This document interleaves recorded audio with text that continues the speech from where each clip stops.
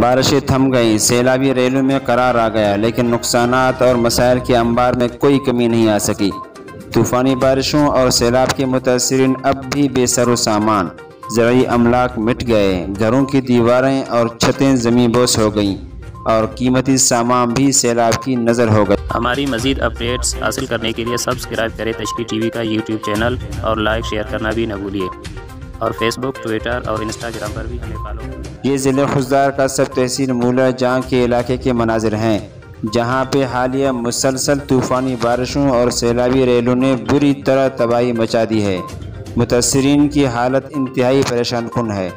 طوفانی بارشوں کی وجہ سے کئی مکانات زمین بوس ہو چکی ہیں، بڑے پیمانے پر خوراک کے ذخائر اور قیمتی اشیاء تباہ ہو چکے ہیں، بہت سی زرعی زمین اور حفاظتی بند سیلابی ریلوں کی نظر ہو چکی ہیں، ہر طرف تباہی کے مناظر ہیں۔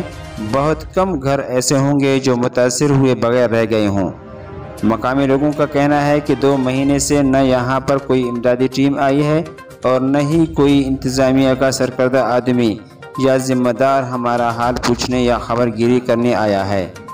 انہوں نے مقامی انتظامیہ، کمشنر کلات، ڈپٹی کمشنر، حکام بالا اور مخیر حضرات سے مدد کی اپیل اور داد رسی کی امید ظاہر کی ہے کہ خیمے اور خوراک سمیت دیگر ضروری اشیاء کی مد میں امداد کر کے اس مشکل گھڑی میں ہمارا ساتھ دے کر انسانی ہمدردی کا ثبوت دیں۔ Report Abdul Wahid Rashid, bureau chief, Tashreeh T V, Khuzdar.